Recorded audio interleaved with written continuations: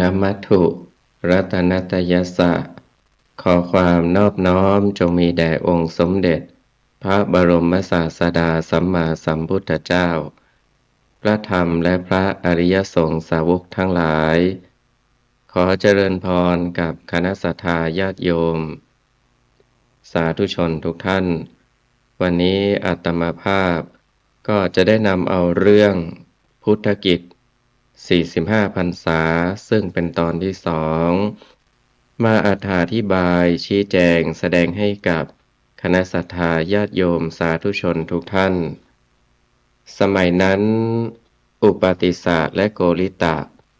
ประพฤติพรหมจรรย์อยู่ในสำนักของสัญชัยปริภาชกในกรุงราชคฤห์ทั้งสองได้ทำกติกากันว่าผู้ใดบรรลุอมตะธรรมก่อนผู้นั้นจักบอกแก่อีกผู้หนึ่งเช้าวันหนึ่งอุปติสสะได้เห็นท่านพระอัสสชิกำลังเที่ยวบิณฑบาตในกรุงราชคฤห์มีอิริยาบถที่น่าเลื่อมใสเมื่อท่านพระอัสสชิกลับจากบิณฑบาตอุปติสสะจึงเข้าไปหากล่าวว่าอินทรีย์ของท่านผ่องใสผิวพรรณของท่านบริสุทธิ์ผุดผ่องท่านบวชเพราะใคร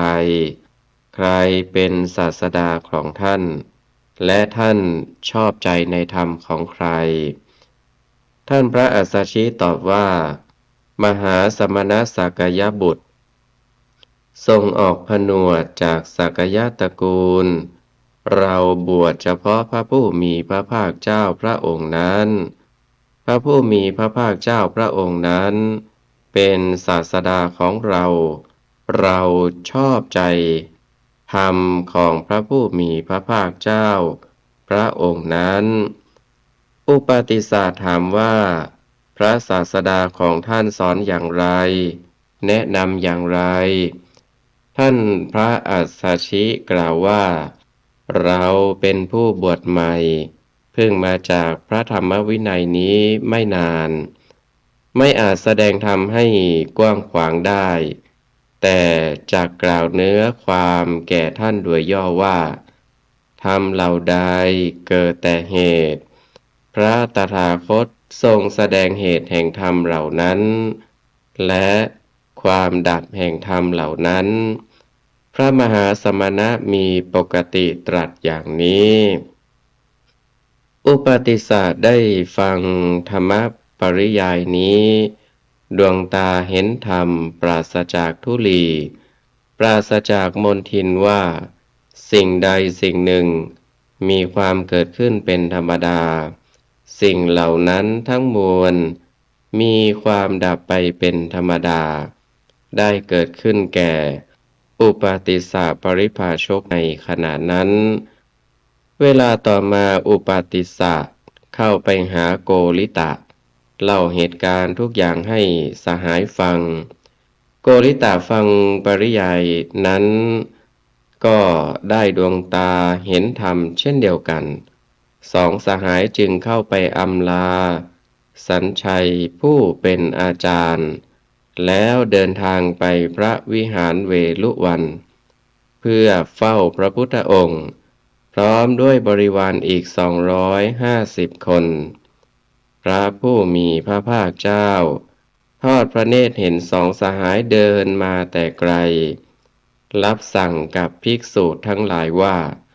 ดูก่อนภิกษุทั้งหลายสหาย2 คนนั้นคืออุปติสสะและโกริตะกำลังมาทั้งสองนี้แหละจักเป็นคู่อัครสาวกชั้นเยี่ยมของเราครั้นถึงแล้วสองสหายได้ซบศีรษะลงที่พระบาทของพระผู้มีพระภาคเจ้ากราบทูลว่าขอพวกข้าพระพุทธเจ้าพึงได้บรรพชาพึงได้อุปสมบทในสำนักพระผู้มีพระภาคเจ้าพระพุทธเจ้าข้าพระผู้มีพระภาคเจ้าตรัสว่า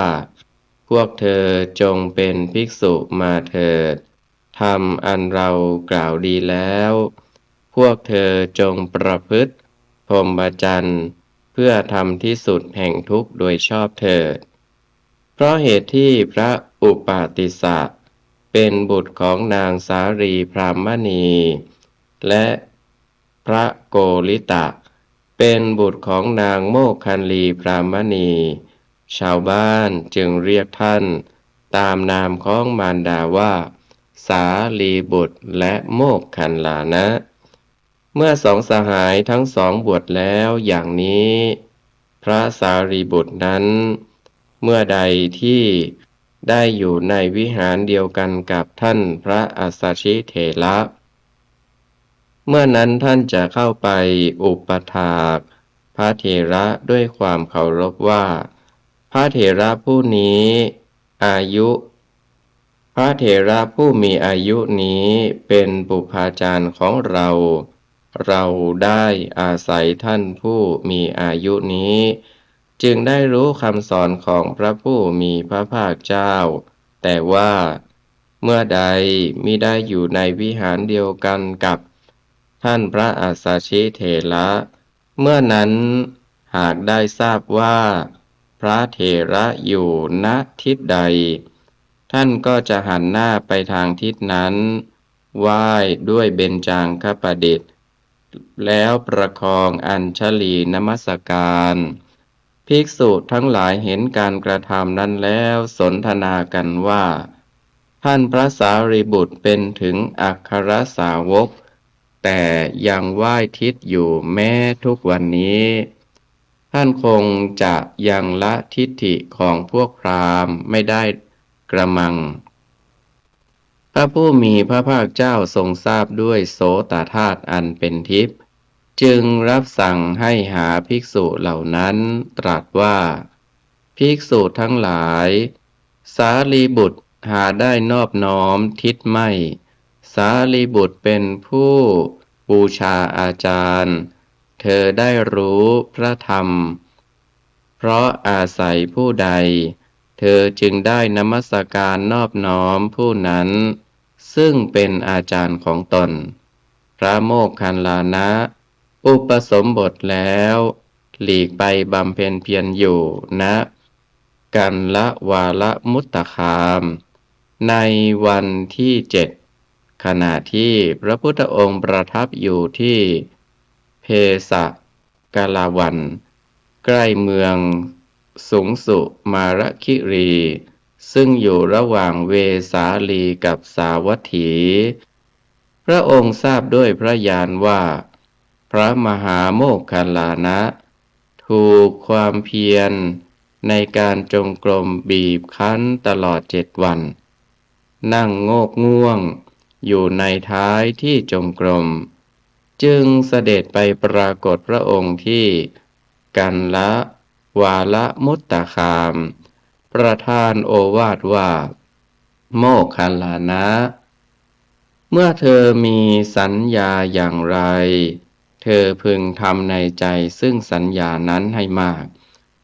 จักละความง่วงได้หากยังละไม่ได้เธอพึงปฏิบัติดังนี้ประการที่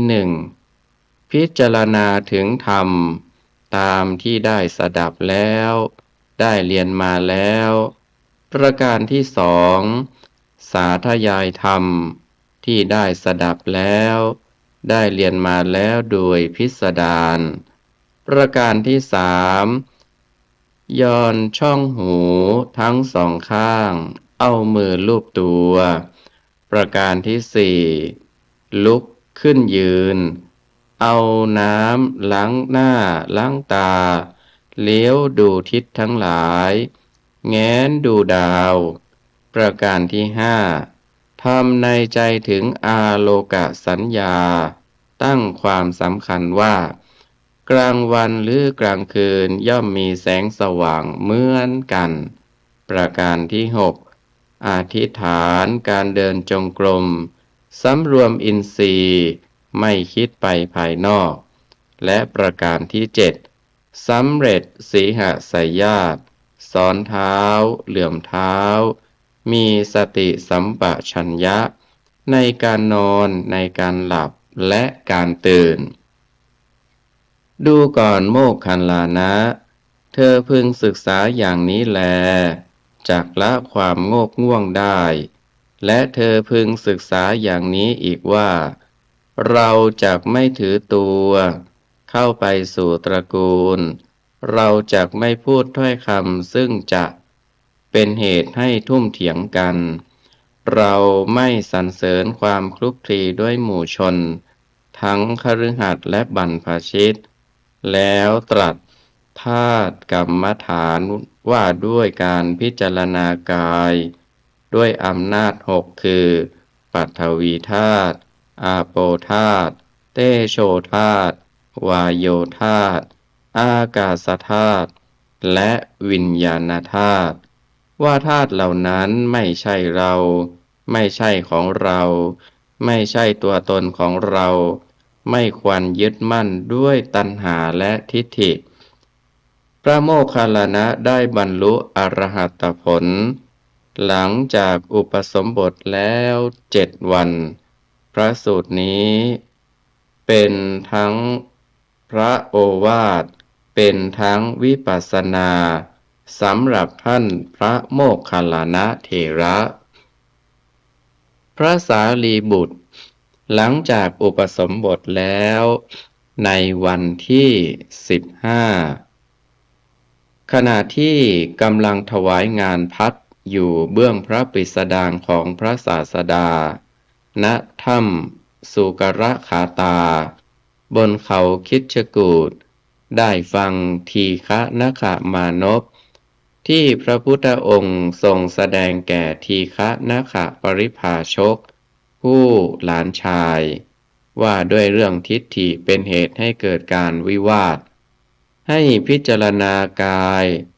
โดยความเป็นของไม่เที่ยงเป็นทุกข์เป็นความเจ็บไข้เป็นของทรุดโทรมเป็นของว่างเปล่าเป็นของมิใช่ตน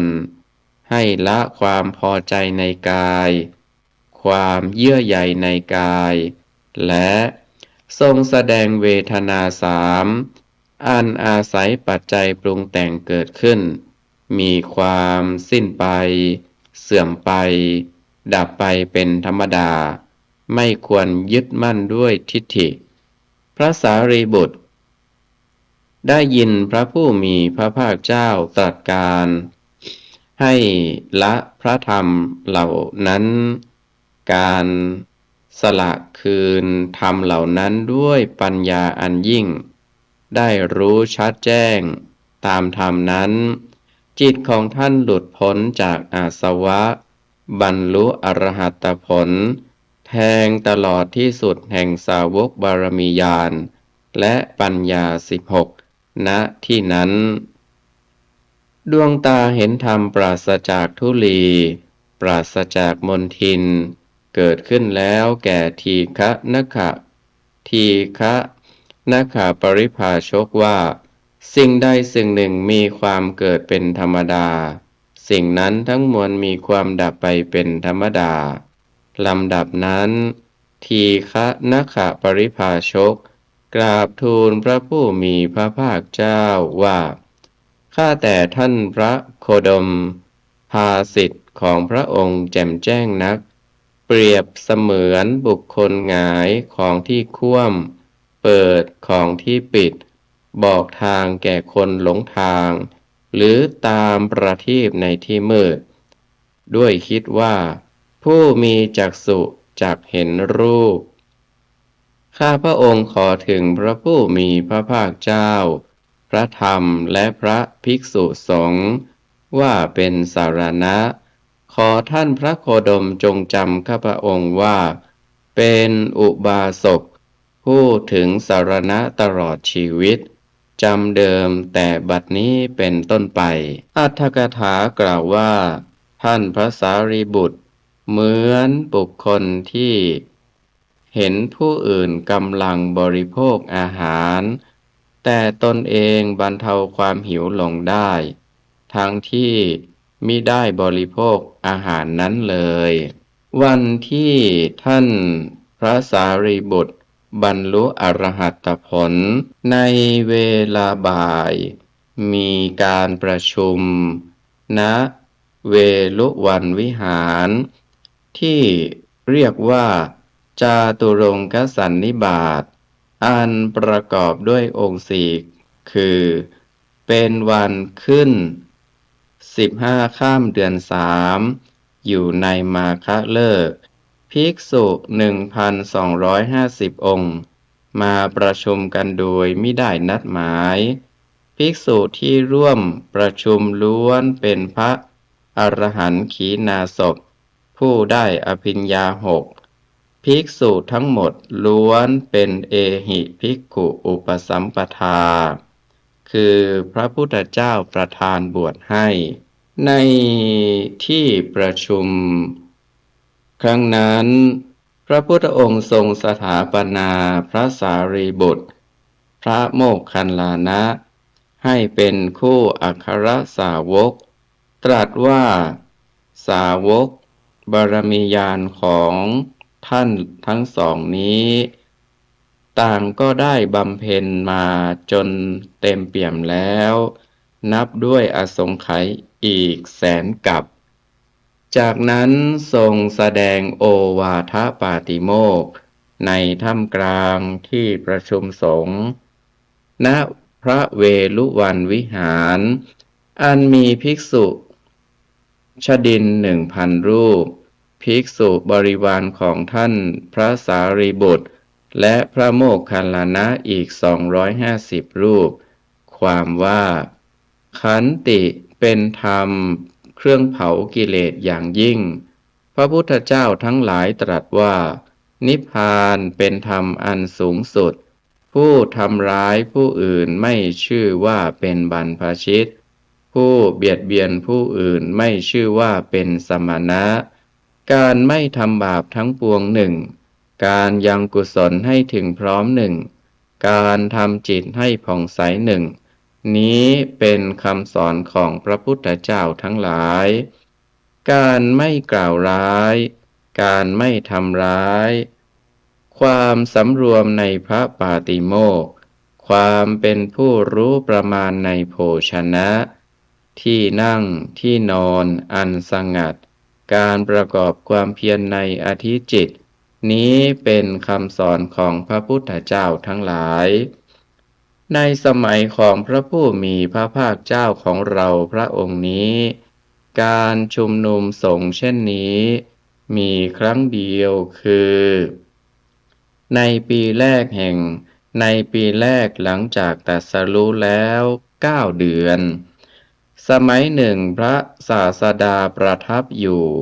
ในพระคันธกุฏีที่พระเวรุวันวิหารได้สดับเหตุแห่งแผ่นดินไหวทรงทราบด้วยพระญาณว่าปิปริมานพบุตรของกปิลพราหมณ์ในหมู่บ้านมหาติถะแขวนมคธและนางภัททากาปิลานีผู้ภรรยาสะสมสมบัติละสมบัติอันประมาณมิได้บวชอุทิศเราแผ่นดินไหวในครั้งนี้เกิดจากกำลังแห่งคุณธรรมของบุคคลทั้งสองณสถานที่จะแยกจากกันไปแสวงหาสัจธรรมแม้เราก็ควรอนุเคราะห์คนทั้งสองนี้พระพุทธองค์จึงเสด็จจากพระคันธกุฏีไปประทับที่ควงไม้พหุปุตตกนิโครธคือต้นไทรระหว่างทางกรุงราชคฤห์กับนาลันทาเพื่อสงเคราะห์ปิปริมานพซึ่งมีนามตระกูลว่ากัสสปะปิปริมานพแลเห็นพระพุทธองค์แต่ไกลมีพระรัศมีเปล่งจากพระวรกายดุจสีทองแน่ใจว่าท่านผู้นี้เป็นพระศาสดาของเรา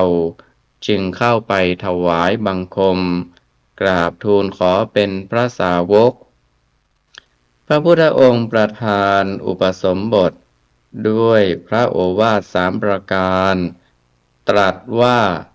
กัสสปะเธอพึงศึกษาอย่างนี้ว่า 1. เราจะเข้าไปตั้งความละอาย และความเกรงใจไว้ในภิกษุทั้งที่เป็นผู้เฒ่าผู้ใหม่และผู้ปานกลางอย่างแรงกล้า 2. เราจักฟังธรรมอย่างใดอย่างหนึ่งซึ่งประกอบด้วยกุศลเราจักเงี่ยหูลงฟังธรรมและพิจารณาเนื้อความตามธรรมนั้น 3. เราจักไม่ละสติที่เป็นไปในกายของเราจากพิจารณากายคตาสติ การอุปสมบทวิธีนี้ชื่อว่าโอวาทปฏิกหานูปสัมปทาเป็นอุปสัมปทาของพระกัสสปะเมื่อพระพุทธองค์ประทานอุปสมบทแก่พระกัสสปะแล้ว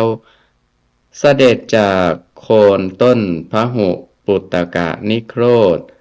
โดยมีพระกัสสปะเป็นผู้ตามเสด็จระหว่างทางพระพุทธองค์ทรงแวะประทับนั่งณโคนไม้ต้นหนึ่งกัสสปะภิกษุจึงลาดสังฆาติผ้าเนื้อดีของตนสำหรับให้พระพุทธองค์ทรงประทับพระศาสดาทราบด้วยพระญาณว่าบารมีของกัสสปะที่สั่งสมมาแล้วนั้นเพียงพอจะคลองผ้าที่พระองค์ทรงใช้สอยอยู่จึงทรงลูบผ้านั้น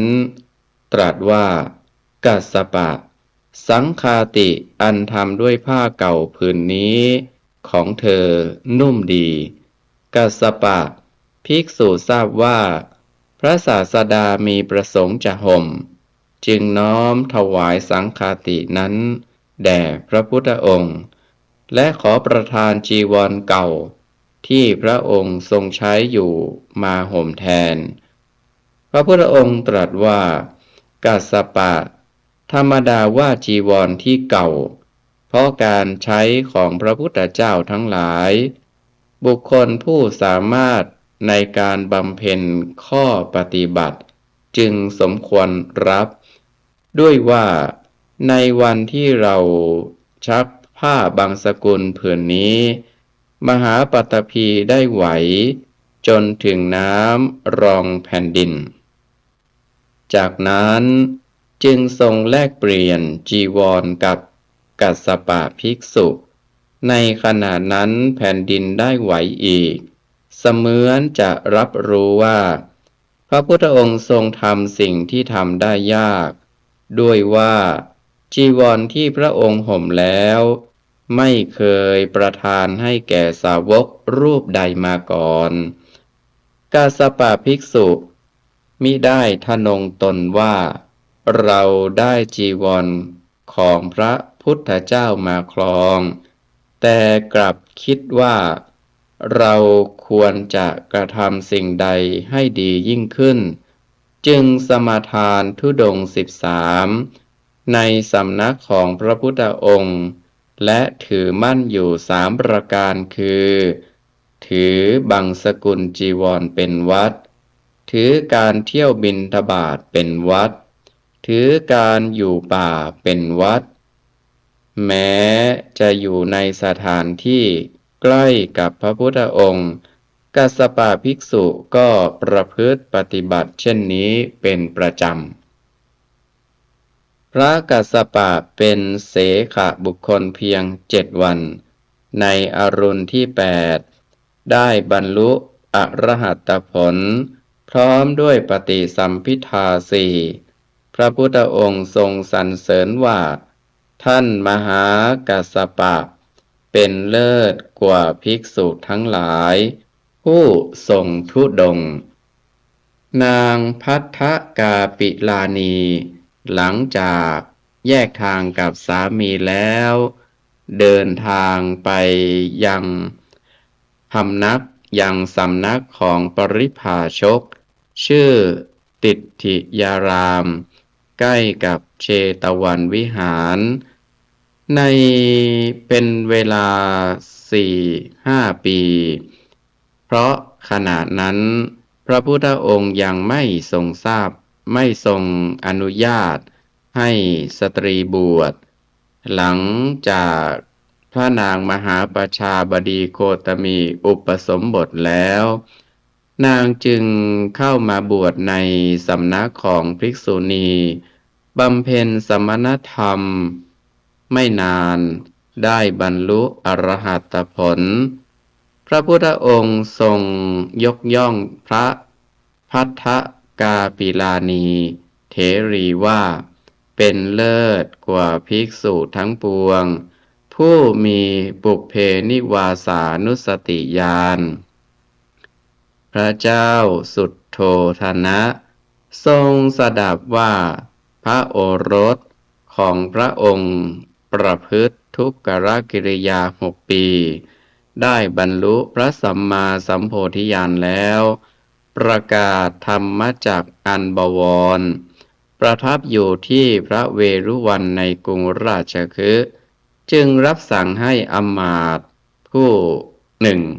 พร้อมบริวาร 1,000 ไปยังกรุงราชคฤห์เพื่อทูลนิมนต์ให้พระพุทธองค์เสด็จมายังกรุงกบิลพัสด้วยพระราชบิดามีความประสงค์จะพบอมาตย์รับพระราชดำรัสของพระราชาแล้วรีบเดินทางไปกรุงราชคฤห์เข้าไปยังเวลุวันวิหารในเวลาแสดงธรรมอมาตย์ฟังพระธรรมเทศนาของพระศาสดาแล้วได้บรรลุอรหัตผลพร้อมกับบุรุษบริวาร 1,000 ทั้งที่ยืนอยู่นั่นแหละจึงกราบทูลขอบรรพชาอุปสมบทพระพุทธองค์ทรงประทานเอหิภิกขุอุปสัมปทาแก่ชนเหล่านั้นทั้งหมดจำเดิมแต่บรรลุพระอรหันต์ชนเหล่านั้นมิได้ส่งข่าวให้พระราชาทรงทราบพระราชาทรงส่งอมาตย์พร้อมบริวาร 1,000 โดยทำนองเดียวกันตามมาถึง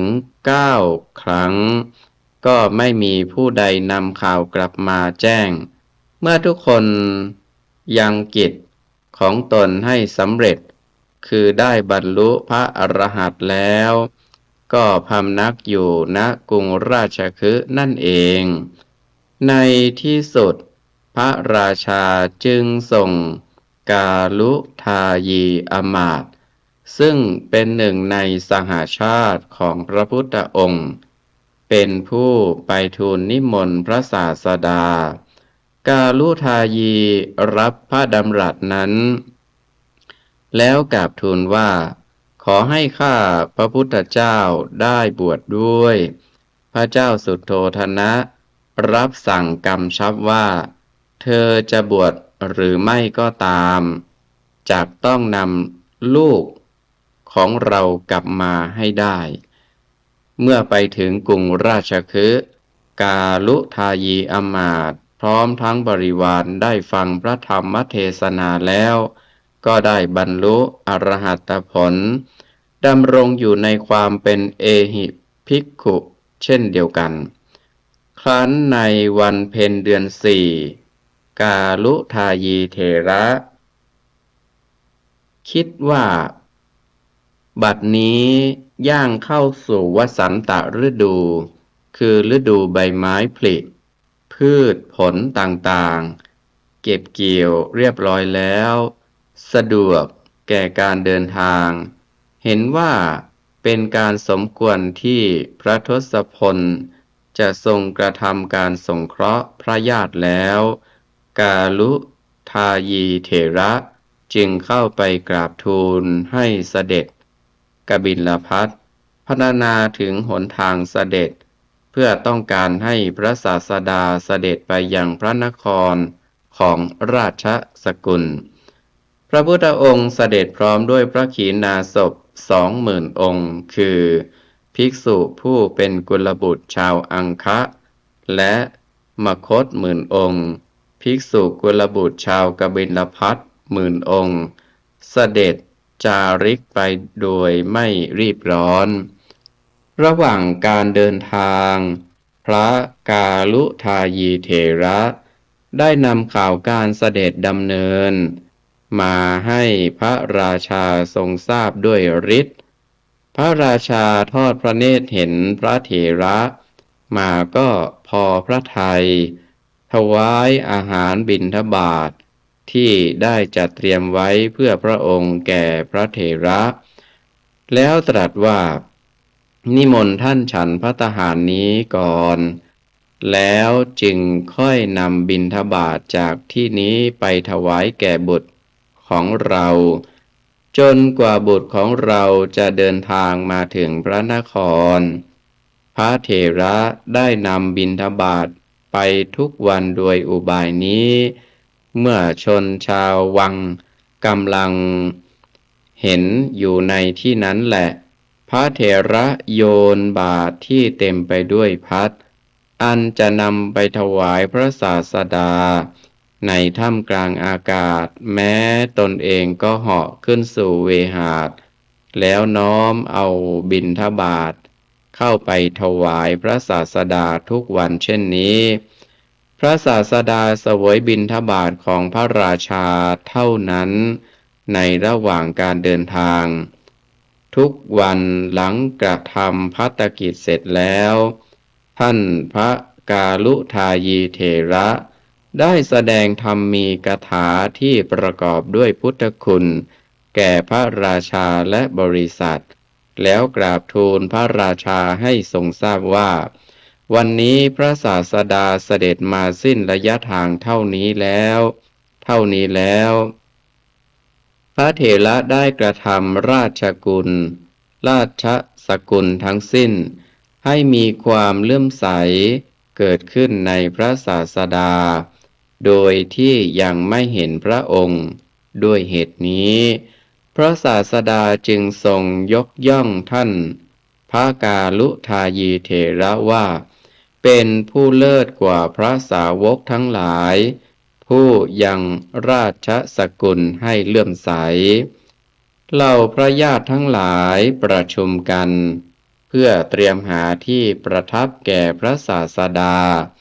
เห็นว่าปราสาทของเจ้านิโครธสากยะน่าลื่นลมจึงซ่อมแซมตกแต่งเพื่อเตรียมรับเสด็จเมื่อพระศาสดาเสด็จถึงกรุงกบิลพัสแล้วประทับที่นิโครธารามของเจ้านิโครธสากยะประทับนั่งบนพุทธอาฏแล้ว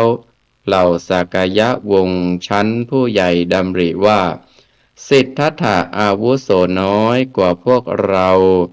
จึงรับสั่งราชกุมารหนุ่มๆว่า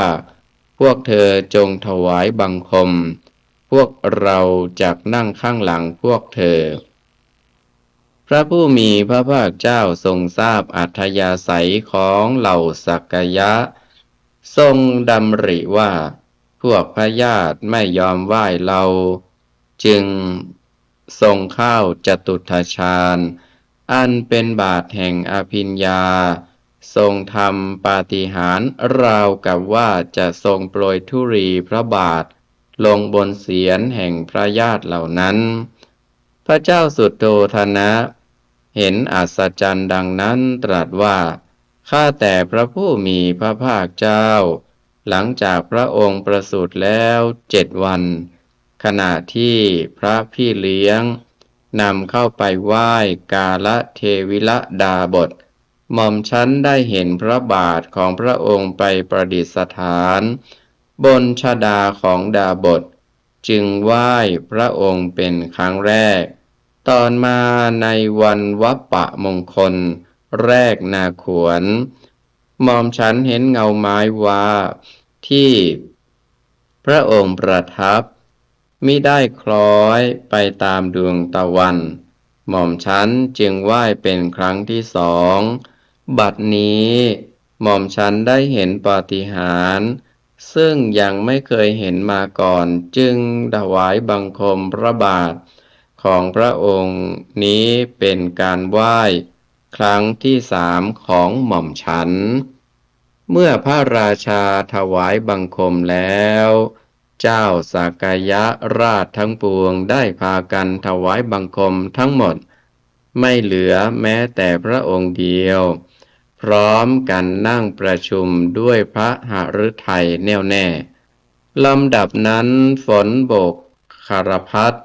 ได้ตกลงมาแม้น้ำแม้หยดหนึ่งก็มิได้ตกลงบนศีรษะของผู้ใดพระญาติทั้งปวงทรงเห็นเหตุนั้นแล้วก็เกิดความอัศจรรย์ยิ่งนักพระผู้มีพระภาคเจ้าตรัสว่าฝนโปกคารพัดที่ตกในญาติสมาคมของเรามิใช่ในการนี้เท่านั้น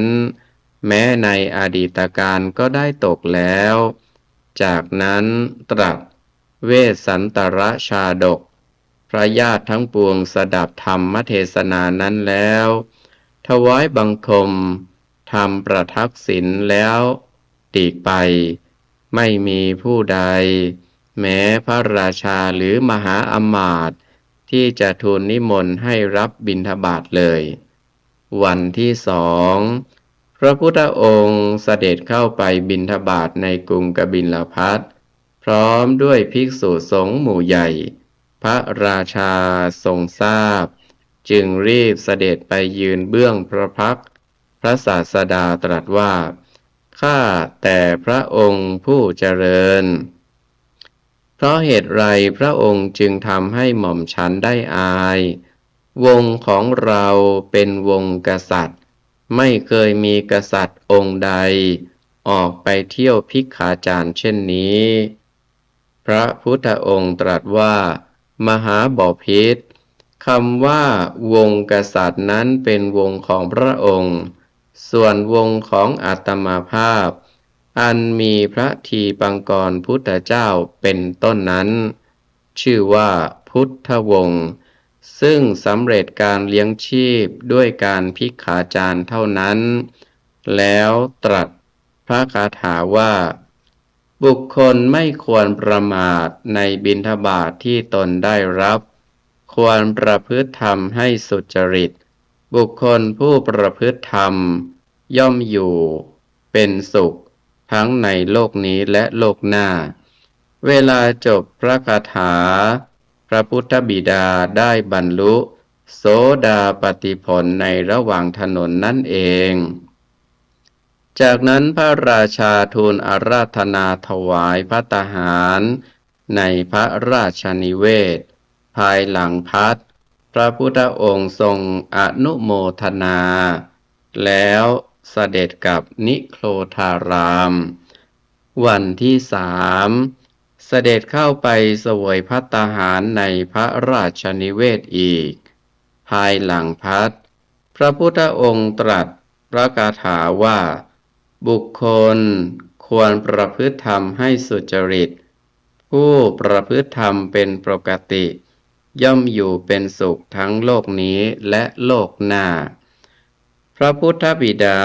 ดำรงอยู่ในสกทาคามิผลพระนางมหาประชาบดีโคตมีได้บรรลุโสดาปัตติผลเหล่านางสนมกำนันพากันมาเฝ้าพระศาสดามีพระนางยโสธรา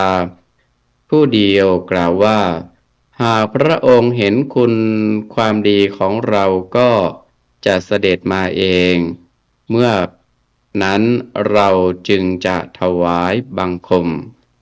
พระศาสดาเสด็จไปยังปราสาทของพระนางยโสธราพร้อมกับพระอัครสาวกทั้งสองทรงให้พระพุทธบิดารับบาตรตรัสกับพระสาวกทั้งสองว่ามารดาของลาหุนมีคุณแก่เรามาก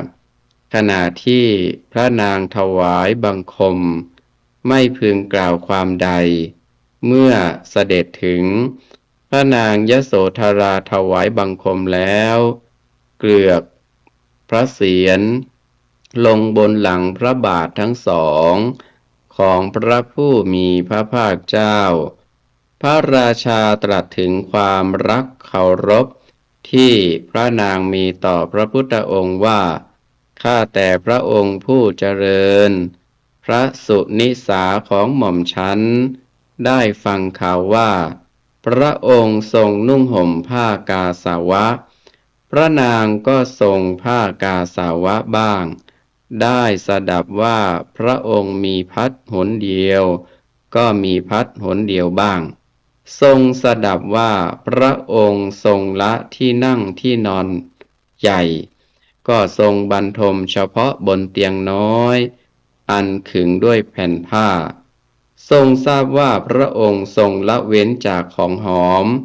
มีดอกไม้เป็นต้นก็ทรงงดเว้นดอกไม้ของหอมบ้าง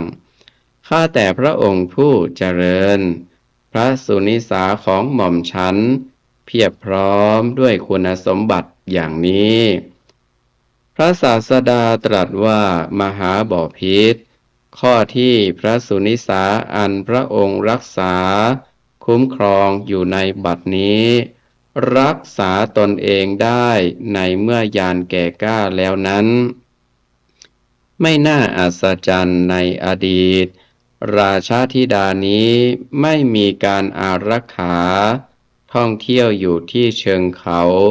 ก็รักษาตนอยู่ได้แม้ยานยังไม่แก่กล้า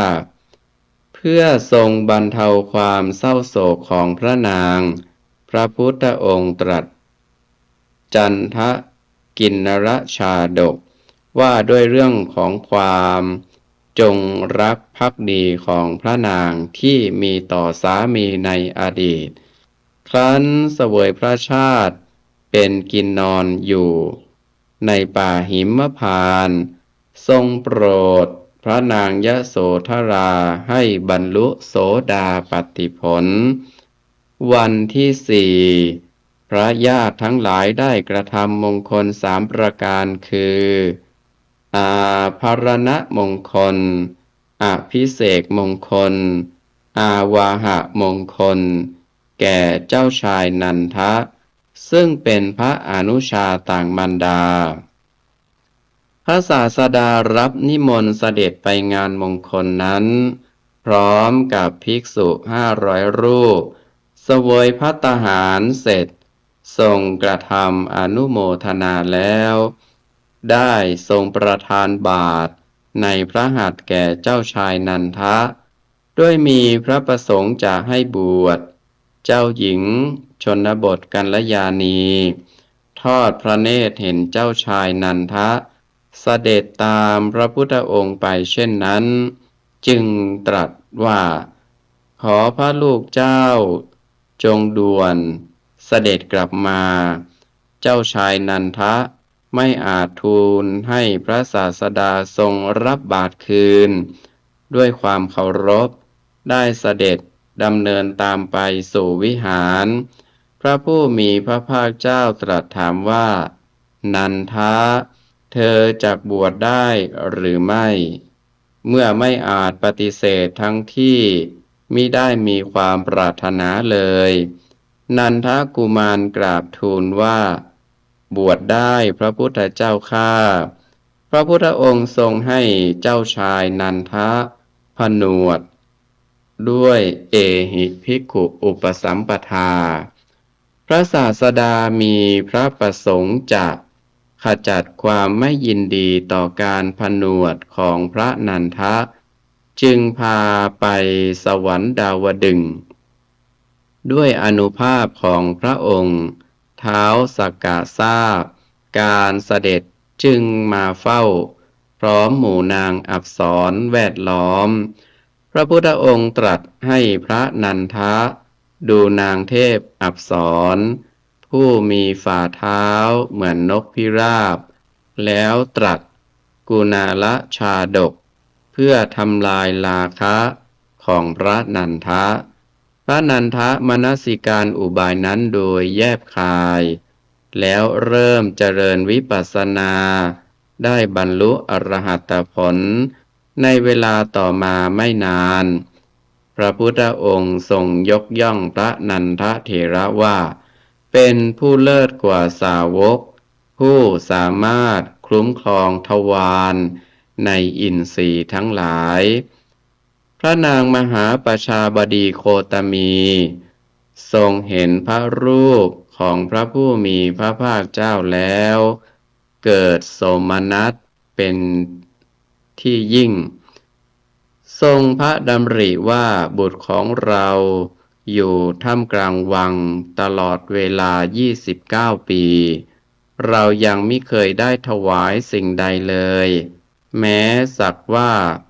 กล้วยเพียงผลเดียวบัดนี้เราจักถวายจีวรแก่บุตรนั้นด้วยผ้าที่เราทำเองพระนางทรงให้นำฝ้ายมาจากตลาดทรงขยำฝ้ายนั้นด้วยพระหัตถ์กลอได้อย่างละเอียดทรงเรียกช่างศิลป์ทั้งหลายให้มาทอผ้าเสด็จไปจับปลายกระสวยตามสมควรแก่การในการที่ผ้านั้นทอเสร็จแล้วทรงถือผ้าคู่นั้นทูลพระราชาว่าหม่อมฉันจักไปถวายจีวรนี้แก่บุตรเราพระราชาตรัสสั่งให้เตรียมเสด็จตกแต่งทางตั้งแต่ประตูพระราชวังจนถึงพระวิหารนิโครธารามเมื่อถึงพระวิหารแล้วพระนางกราบทูลว่าข้าแต่พระองค์ผู้เจริญผ้าไหมคู่นี้หม่อมฉันกลอได้เองทอเองตั้งใจอุทิศแด่พระผู้มีพระภาคเจ้าขอพระองค์โปรดรับผ้าไหมคู่นี้ของหม่อมฉันเถิดพระผู้มีพระภาคเจ้าตรัสว่าดูก่อนโคตมีพระนางจงถวายสงฆ์เถิดพระนางได้ทูลอ้อนวอนถึง3 ครั้งพระพุทธองค์ก็ยังตรัสว่าดูก่อนโคตมีพระนางจงถวายสงฆ์เถิดเมื่อถวายสงฆ์แล้วจะเป็นอันพระนางได้บูชาทั้งอาตมาภาพและสงฆ์เพราะเจตนา3คือก่อนถวายกำลังถวายโสมนัสเมื่อถวายแล้วความปรารถนาของพระนางจักรวมเป็นอันเดียวกันจักเป็นไปเพื่อประโยชน์เกื้อกูลเพื่อความสุขตลอดกาลแก่พระนางอีกประการหนึ่งที่ทรงให้ถวายสงฆ์ก็เพื่อประโยชน์แก่ชนรุ่นหลังได้เกิดความยำเกรงในสงฆ์ด้วยเมื่อชนรุ่นหลังยำเกรงในสงฆ์ก็จักบำรุงสงฆ์ด้วยปัจจัย4สงฆ์เ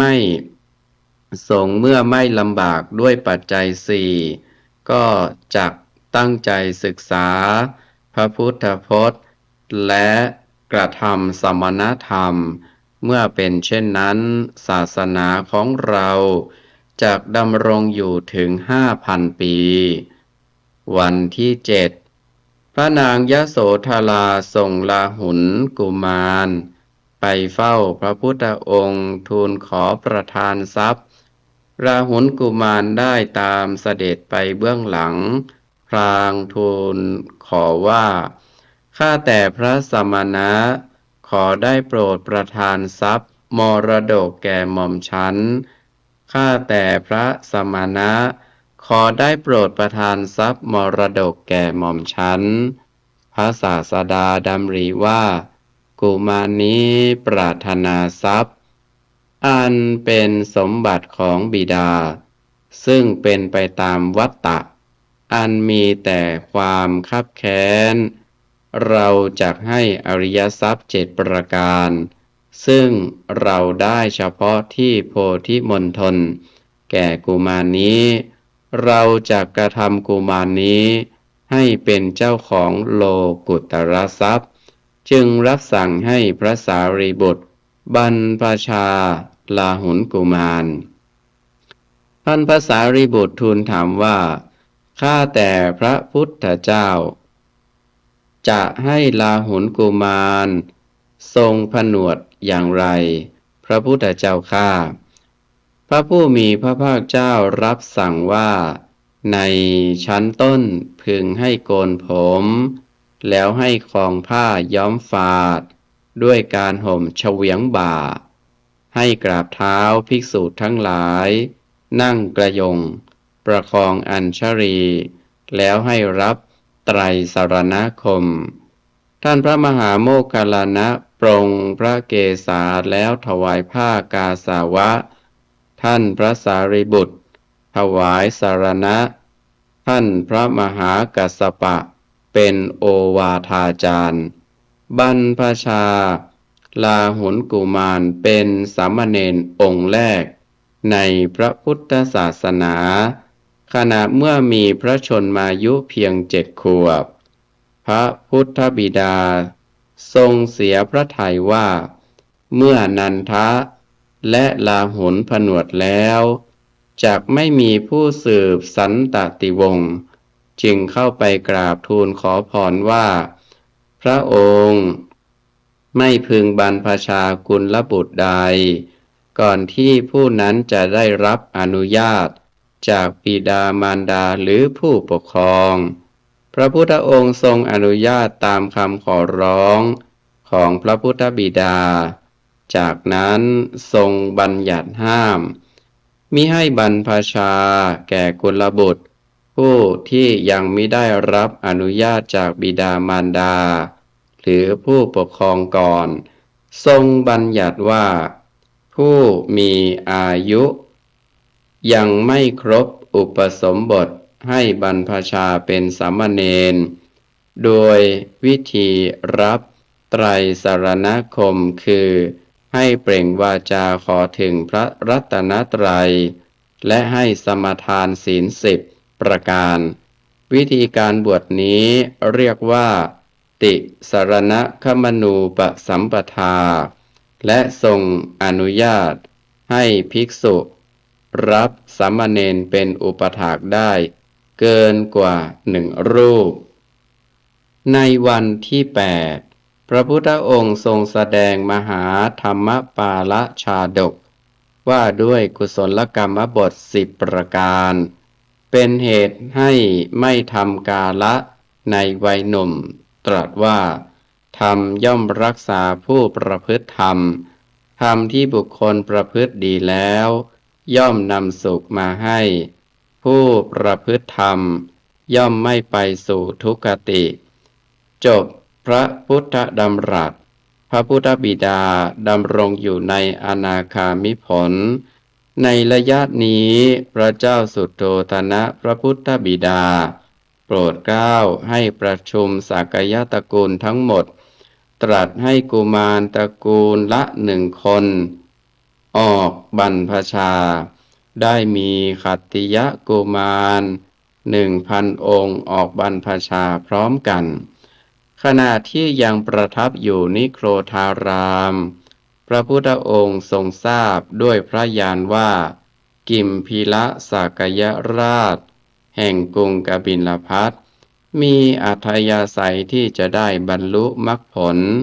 จึงทรงเนรมิตรูปสตรีที่สวยงามตั้งแต่วัยรุ่นวัยสาววัยกลางคนจนถึงวัยชรามีอาการเจ็บไข้และตายไปในที่สุดให้ปรากฏแก่กิมพีละพิจารณาว่าวัยย่อมล่วงไปเร็วพลันรูปกายเหล่านี้ก็เช่นกันเกิดความสลดใจในภาพที่เห็นบังเกิดความเบื่อหน่ายประสงค์ที่จะออกบวชในคราวนั้นอนุรุทธสากยะตัดสินใจที่จะออกบรรพชาในพระธรรมวินัยได้ไปชวนสากยะองค์อื่นๆให้บวชด้วยจึงเป็นสาเหตุที่กิมพีละตัดสินใจออกบรรพชาอุปสมบทในทันทีพระศาสดาประทับณนิโคธารามกรุงกบิลพัสเป็นเวลา2 สัปดาห์จึงเสด็จกลับกรุงกบิลพัส โดยใช้เส้นทางที่เสด็จออกมหาวิเนศกรมประทับพักแรมที่อนุปิยอัมพวันณที่นั้นเหล่าพระราชวงศ์6 องค์คือพัทธิยะอนุรุทธะอานันทะภักคุกิมพีละสากยวงศ์กบิลพัสและเทวทัตซึ่งเป็นสากยวงศ์เทวทหะพร้อมด้วยอุบาลีพนักงานภูษามาลาในราชสำนักตามเสด็จมาทูลขอบรรพชาอุปสมบทยังที่ประทับพักแรมพระผู้มีพระภาคเจ้าทรงประทานเอหิภิกขุอุปสัมปทาแก่ทุกองค์ภิกษุเหล่านั้นโดยเสด็จพระศาสดาไปยังกรุงราชคฤห์ขณะที่พระพุทธองค์ประทับที่อนุปิยอัมพวันทัพพระมัลลกุมารซึ่งเป็นโอรสของเจ้ามัลละกรุงกุสินาราองค์หนึ่งเพิ่งมีอายุ7 ขวบเห็นพระศาสดาก็เกิดความเลื่อมใสขออนุญาตย่าเพื่อจะบวชย่าจึงพาไปเฝ้าพระศาสดาพระพุทธองค์ทรงประทานภิกษุรูปหนึ่งในการบรรพชาขณะที่กำลังปรงผมปลอยแรกตั้งอยู่ในโสดาปัตติผลปลอยที่2ตั้งอยู่ในสกทาคามิผลปลอยที่3ตั้งอยู่ในอนาคามิผลครั้นปรงผมเสร็จทัพพระสามเณรตั้งอยู่ในอรหัตผลพระพุทธองค์ทรงให้อุปสมบทสามเณรในขณะนั้นแล้วโดยเสด็จพระศาสดาไปยังกรุงราชคฤห์เสด็จถึงกรุงราชคฤห์ประทับอยู่ที่ป่าสีตะวันณที่นี้อนาถบิณฑิกะเศรษฐีอนาถบิณฑิกะคหบดี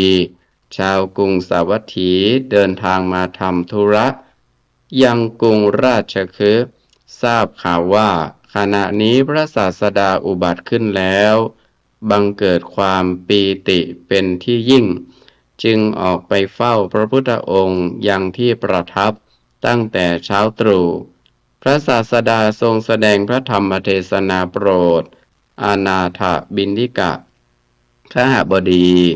ได้บรรลุโสดาปัตติผลกราบทูลอาราธนาพระพุทธองค์ให้ทรงรับภัตตาหารในวันรุ่งขึ้นจากนั้นกราบทูลขอให้พระศาสดาเสด็จไปโปรดชนทั้งหลายยังกรุงสาวัตถี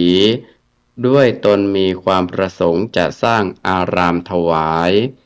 วันนี้อาตมาภาพได้นำเอาเรื่องพุทธกิจ45 พรรษาซึ่งเป็นตอนที่2และเป็นพุทธกิจพรรษาที่1มาอธิบายชี้แจงแสดงให้กับญาติโยมสาธุชนทุกท่านก็สมควรแก่เวลาขอความสุขสวัสดีเจริญในธรรมจงมีแก่ญาติโยมสาธุชนทุกท่านทุกคนเทอญเนื่องในโอกาสพระราชพิธีสมมงคลพระชนมายุเท่าพระบาทสมเด็จพระพุทธยอดฟ้าจุฬาโลกมหาราชสมเด็จพระปฐมบรมกษัตริยาธิราชแห่งพระราชวงศ์จักรีพุทธศักราช 2568 รัฐบาลขอเชิญชวนประชาชนร่วมพิธีสืบพระชะตาหลวงประเพณีมงคลของชาวล้านนาภายในงานพบกับพิธีหอมบุญถวายเจ้าเหนือหัวพิธีแห่ไม้ค้ำโพสาธิตภูมิปัญญาในการจัดเตรียมเครื่องประกอบพิธีกรรมการแสดงศิลปะวัฒนธรรมการละเล่นต่างๆและการสาธิตการมั่วระหว่างวันที่ 13-20 มกราคม 2568 ณ สวนสรานรมและวัดพระเชตุพนวิมลมังคลาราม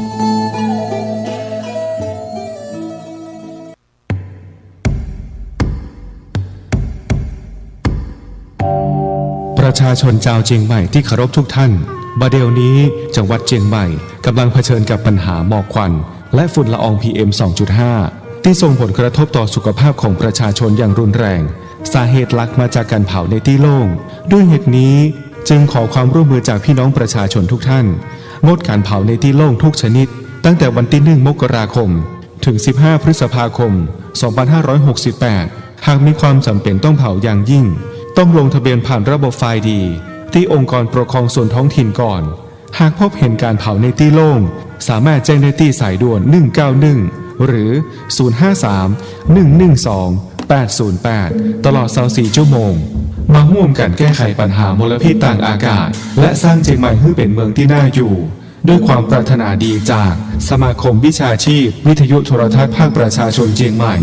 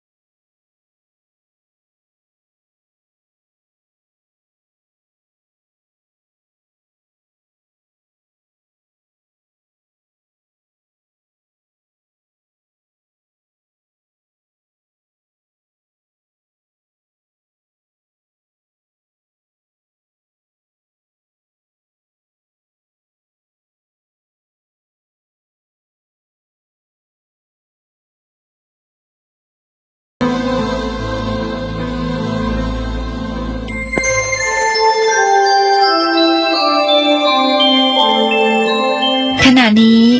ท่านกำลังฟังสถานีวิทยุกระจายเสียง FM 104.5 เมกะเฮิรตซ์